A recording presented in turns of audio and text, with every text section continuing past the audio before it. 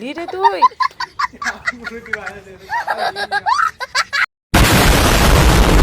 তো কেমন আছো সবাই?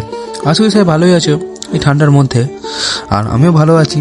তো আজ আমি এসেছিলাম চাল ভাঙাতে, কারণ আমাদের আজকে পিঠে পড়ো। 1 hour later.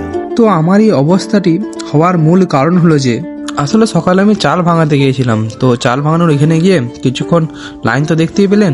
তো ওই লাইনের দুর্ভাগ্যবশত মেশিনটি খারাপ হয়ে যায়, মানে মেশিনটি টানটানি করতে না পারে, খারাপ হয়ে যায়, দিয়ে মেশিনটি ধরতে বলে যায়। আর তো ওইখানে মেশিন ধরতে গিয়ে আমারই অবস্থা। শুধু আমারই নয়, ওইখানে যে ভাঙাচ্ছিলেন, মানে যে মেশিনটি চালাচ্ছিলেন, তার অবস্থাটা আপনারা যদি দেখতেন তো আপনারা সত্যি হেসেই মরে যেতেন। আর আমি সেই দিন আফসোসবশত বলতে পারেন মোবাইলে নিয়ে যেতে ভুলে যাই। তো ওখানে ভিতরে সিনটি আমরা ভিডিও করে দেখাইনি। আর এই যে সিনটি দেখলেন, এই সিনটি আমার মা তখন গিয়েছিল বাজার করতে, তো মায়ের ফোন দিয়ে আমি রেকর্ড করেছিলাম। তো যাই হোক, এই বিষয় নিয়ে আর বেশি কথা বলবো না। তো আপনারা দেখতেই পাচ্ছেন আমরা এখানে পিঠের চাল যেটি সেটি আপাতত মাখার জন্য আমরা এনে দিয়েছি। তো যারাও চ্যানেলে নতুন এসেছো তারা প্লিজ চ্যানেলটিকে ফলো করে দেবেন, এবং ভিডিওটি ভালো লাগলে অবশ্যই লাইক করে দেবেন, আর একটি সুন্দর কমেন্ট করে দেবেন যে ভিডিওটি কেমন হয়েছে।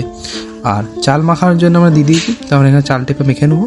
দিয়ে মেখে নেওয়ার পর আমরা পিঠে করতে লাগিয়ে যাবো একদম। আর পুর তো আমাদের হয়ে গিয়েছিল কমপ্লিট। তো আপনারা দেখতেই পাচ্ছেন মা ডোয়ের ভিতরে পুর ভরছে। তো এখানে পুরটা ভরে দেবে, আর এটা প্রথম পিঠে। 1 hour later. তো গাইস, মায়ের আপাতত অর্ধেক পিঠে করা কমপ্লিট হয়ে গেছে। 2000 years later. তো গাইস, পিঠে করা কমপ্লিট হয়ে গেছে, দেখতেই পাচ্ছে। আজকের মতো এটাই ভিডিও, দেখা হচ্ছে কালকে নিউ ব্লগে। আপাতত সবাইকে গুড বাই।